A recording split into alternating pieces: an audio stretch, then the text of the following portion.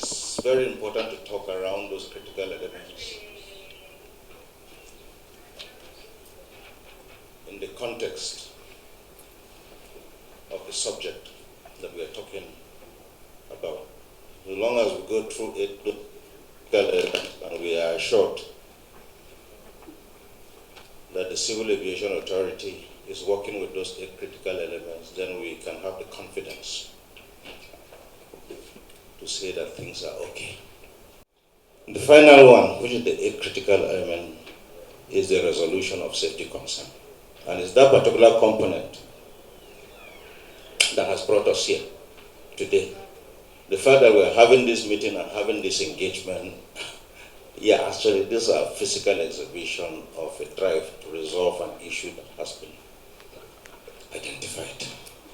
So it's on that note, I will move into the requirements for the targeted stakeholders.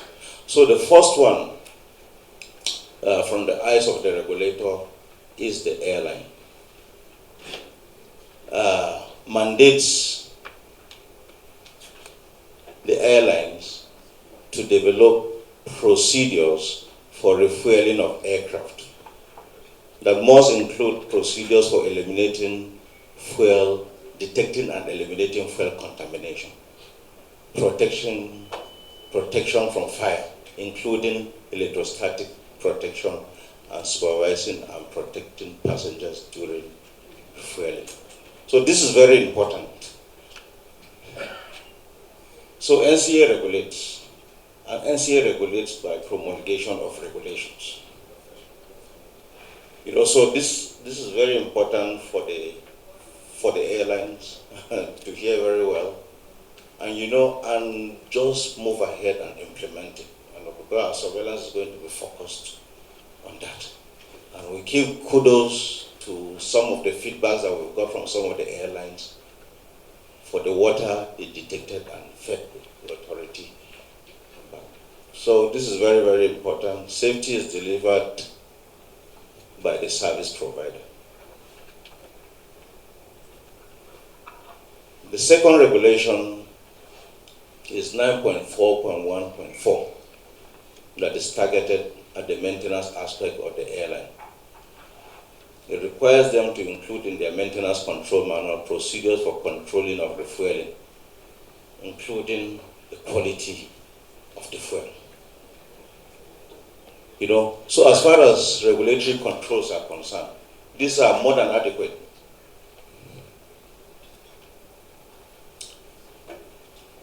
The next component is the aviation fuel supply. So the only regulatory requirement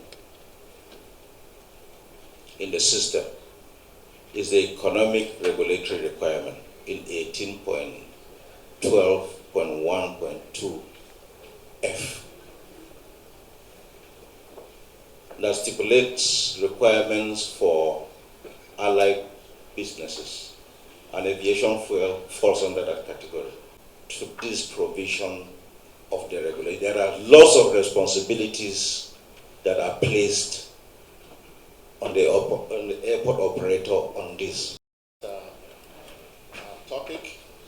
It's of a great concern to all of us. In my 34 years in this industry, I've never seen such an occurrence. Yes, in the past we've had series of issues relating to fuel. I remember the accident of Bell 427 of the Nigerian police force at the time. A safety recommendation was issued to the CAA. I will read exactly. The safety recommendation 2017-003 NCAA and DPR should launch an independent inquiry into aviation fuel quality in Nigeria. This resulting report should focus on vulnerability and risk of each step in the distribution process. This should yield farmer regulatory oversight mechanism that ensures international quality of aviation fuels used in Nigeria. This safety recommendation was issued by AIB then in 2017.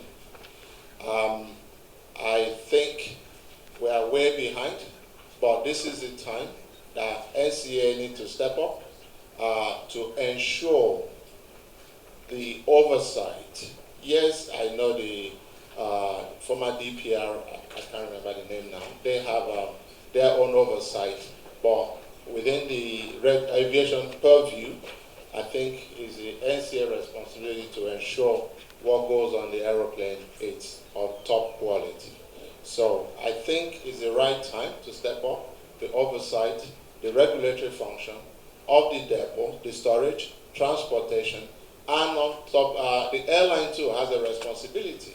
You need to ensure what goes on your aeroplane is in line with what is approved. So I think it's a joint responsibility, and I'm happy this union, this occasion has come, and I pray we're going to find a lasting solution to this. At the same time, the DGNCA, sir, I want to put this to your team. Do not overrule sabotage. When you are investigating, don't limit it to just few points. Expand the scope as much as you can. That is when you do proper root cause analysis, and that may help us to get to the bottom of this point. Thank you very much. 3 weeks ago,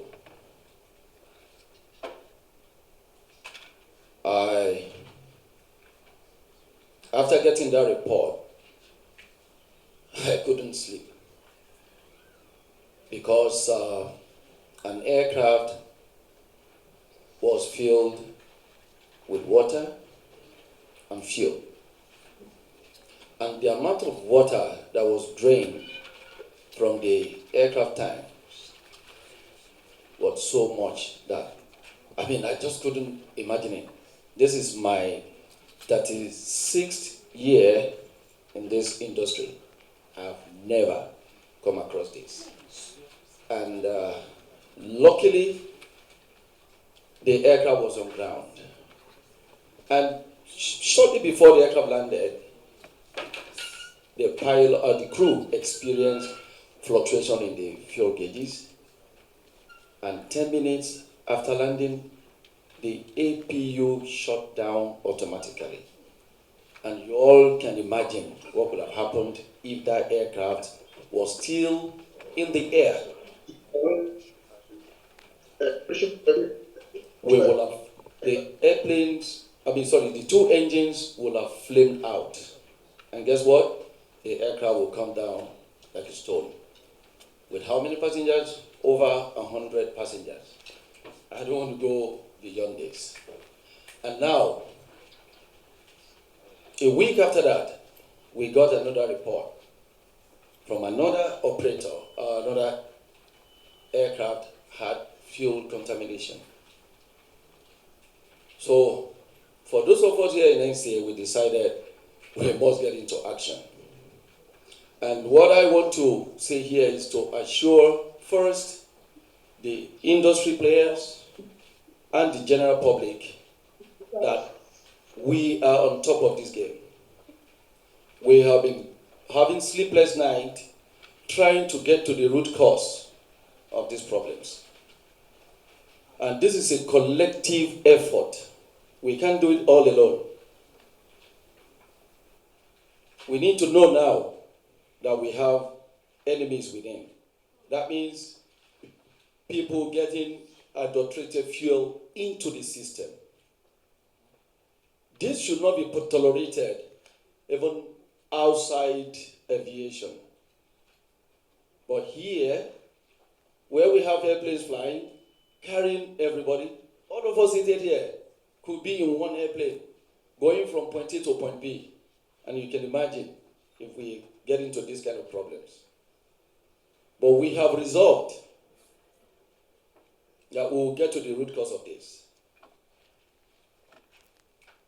Some companies we discovered have been certificated by NCAA, while some are operating, supplying fuel without going through the process of certification. We have identified them.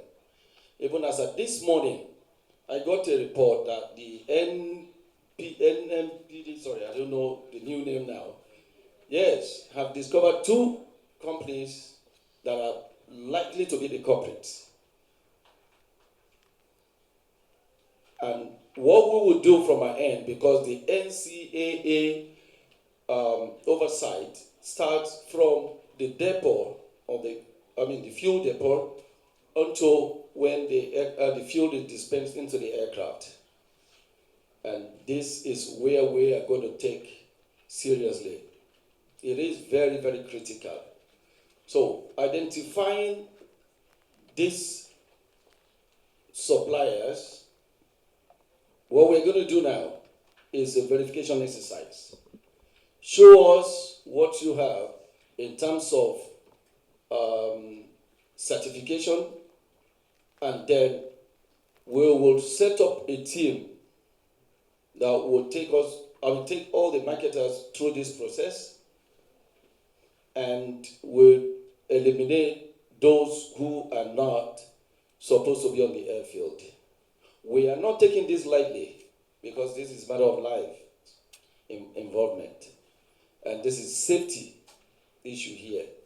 So I just want to assure the general public and all of us in the industry that NCAA today is on top of the game.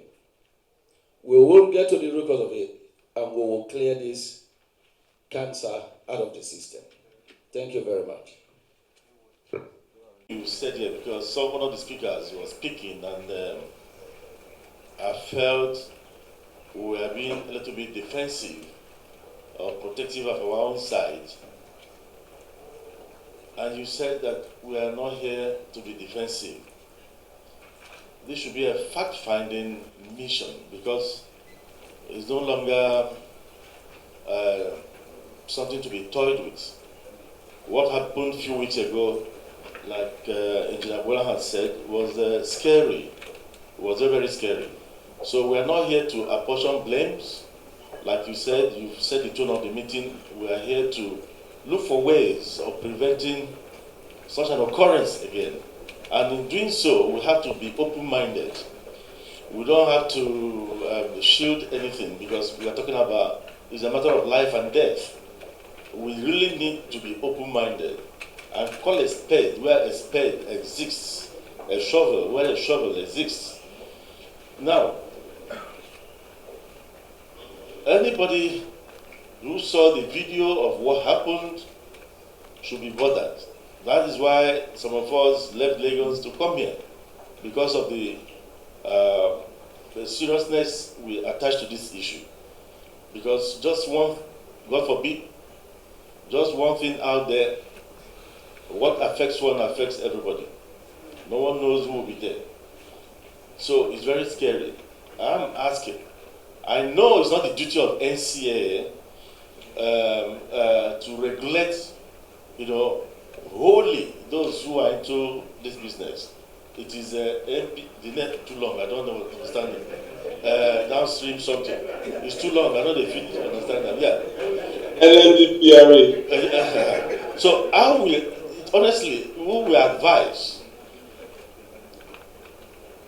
I would propose that right from the port of shipment of aviation fuel, remember some years back, sir, in this country, this nation imported contaminated fuel that was smelling all over the country. Engines of cars were knocking left, right, and center on daily basis.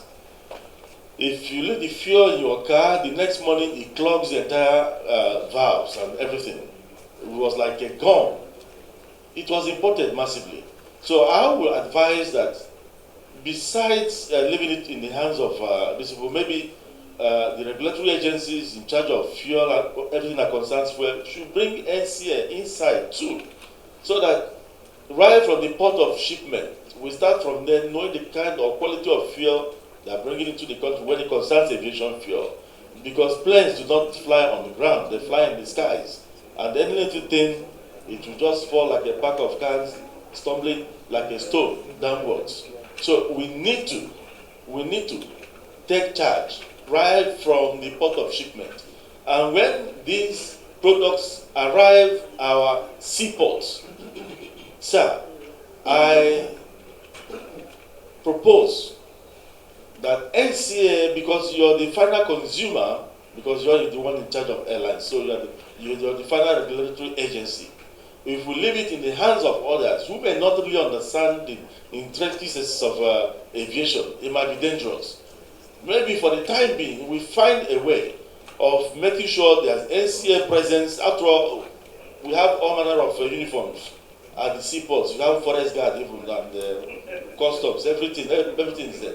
If we add NCAA, it's not too bad for our aviation fuel. To be there, to see at the port of discharge what we are getting, and also to help in monitoring the fuel depots where they leave from, and of course the kind of equipment, the Bowsers they are using. There should be certification from NCAA, because sir, if you go to the air side and see some of the Bowsers that come to our aircraft, you'll be scared. You'll be scared. So we've just been given names of 11 approved suppliers. How about this other 20? It's not enough to tell airlines these are approved suppliers. How would the other ones get into the air side? Why should they be at the air side in the first place? Those that are not approved should never be there. So it's not enough to tell us don't buy from this one, don't buy from that one, because these other ones that are not approved should not even find their ways to the air side. So you have fun. There's a whole chain. There's a whole chain of defense, and every chain of defense must be activated. It's not just NCAA alone. Every chain of the defense must be activated, right from the seaport to on the time it gets to the final consumer, the airlines. The airlines, they have a role also to play. Every airline should, as a matter of fact, at the end of the day, in the morning, look, do the sum test to see what they're taking in. We've seen it before. In doing such sum tests, we've seen it before. Then, of course, the issue of training of the drivers. The drivers, in order to cut corners, they do a whole lot of things. Somebody said they were buying fuel 230 while others are selling 500. Yes, they steal this fuel. In the process of stealing fuel or trying to cut corners, they do a whole lot, because they said they used to sell it to some of the operators, not necessarily the scheduled operators, but some others. So we need to do training. Training is very important for those who operate these Bowsers to understand that their actions might affect other people's lives, including their own too. So it's a very scary situation we find ourselves in, and I'm happy NCA is calling this meeting to address the issue head-on. And in doing that, if anybody has anything, maybe you can push to the NCA that you don't want to say in the public, please feel free. Feel free to do that to the NCA so that we nip this in the bud. But of course, the kind of equipment used, NCA please should be involved. Let's not leave it for other people alone, because they might not really understand the intensity or the seriousness of this issue. But NCA understands it. I know it may be out of your purview, but something has happened, and we need to think out of the box to start solving this problem. It was very, very scary. Thank you. We in A1 totally agree. May I also suggest that we do not hesitate in applying appropriate consequences for violation, especially the incident that we have noticed. Whoever was involved in that and those found guilty or culpable must be used to set example at least from even beyond what NCAA can do. And I also agree that this further re-evaluation or certification of companies to participate in this provision should be as strict as possible. That's just all I want to add. But we're all glad that this is happening. I recall in one of your meetings, our meetings with you privately, we had indicated our deep concern about what's happening with the vendors at the airport. We are not only solving broken down browsers or quality fuel, but also there is a lot of hanky-panky also going on in the mid-range.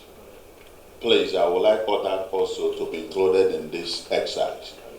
The calibration is absolutely a big concern. Please let it be part of the quality evaluation that NCAA should apply. What quality and of equipment they use, because the calibrations every time is a struggle. As much as I know the operators have to check the fuel, check the calibration, let them reduce this job for us. Just like they want to go into the plane and sleep off while we are flying. You know, well, because we have done all we have to do internally. We expect them also to make the job easier for us on ground. Thank you very much. Okay, let me make multiple failure of fuel water tests upon refueling of a domestic airline that happened in Lagos. If we look at the root of that arrow, that's a share water detector, that's a capsule. A very easy to use method of detecting water in fuel, because sometimes this water is very dispersed and at very low concentrations that cannot be detected by visual examination. You can't use it with the naked eye. So this capsule is very easy. You can see it's yellow. Once the color changes to blue, you know that there's water. This is something fuel suppliers, air operators should have in high numbers because of the fact that you can only use it once. But it's very easy. At every point in time, the fuel must be checked, and the director talked on that and the last one, where we even showed that, okay, if this happened in the air, it would have been probably a different story. Look at the third one. It says in-flight engine failure following fuel filter bypass. So it's not only water that is the potential contaminant of fuel. Particulates are also contaminants. Microbial growth is also contaminant.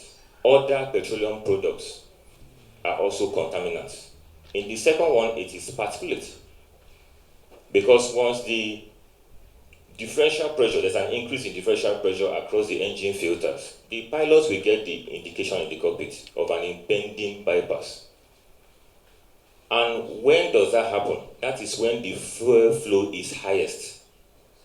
So it is during or soon after takeoff. And that is a critical stage of flight. That is when you are having such an issue. And we also talked about the microbial growth. Water itself is food for microbes. The presence of water alone can actually engender an increase. It can act as a catalyst for microbial growth. So we are actually putting this, just to see. Sometimes when you see these things are actually happening, you tend to embrace the threat better. And that was why we put this. We had another one where the engine refused to start. The engine was okay, but based on inspection, fuel contamination became the primary source of concern. So, while the NSIB gave the safety recommendation that was read, we in NCAA acted on that safety recommendation. We issued an advisory circular to the industry for the storage, handling, and quality control of aviation fuel at the aerodromes. Please, you can check that out, NCAA/AC/AWS/020. That was a direct product of the safety recommendation that was issued by NSIB. We developed guidance material, checklist, and trained some of the inspectors on that. So please, aviation fuel suppliers, take that guidance material as a take-home from here. NCAAC/AWS/020, in case we do not already have it. So we all have responsibilities: the regulators, the fuel suppliers, the airlines. The DGCA says something about the supply chain. Yes, right from the refinery to the point it enters the aircraft fuel tank. There are different stages when contamination can occur. Upstream of the airport, we look to the NMDPRA for the regulatory oversight of that aspect, up till when it gets to the airport, we come in till it gets to the aircraft. And what we normally say is, at every point along that supply chain, these tests must be done. So, not only fuel suppliers, but also the airlines have to be trained. You need to know what to check for you to determine whether the quality is right or not. So we encourage our airlines to train their personnel so that you can audit the fuel suppliers. The fuel suppliers are your subcontractors. They give fuel to your aircraft. The airlines have the ultimate responsibility to accept that fuel at the airport before that aircraft enters the fuel tank. So you need to carry out audits, check your fuel suppliers, and feed us back with those reports. By the time we have so many defenses in place, we can stop an incident or accident from occurring. The NC is checking, the fuel suppliers are checking, the airlines are checking, the aerodrome operator is doing his bit. We are collaborating with the NMDPRA. If so many eyes are on top of the situation at one stage on the chain, that potential danger will be seen and prevented from happening. So we encourage our airline operators, please carry out those audits on the aviation fuel suppliers as we do in NCA. Feed us back the reports. It's a partnership. This is what you have seen. NCA is always ready to go in. We are always working with our service providers in the interest of safety.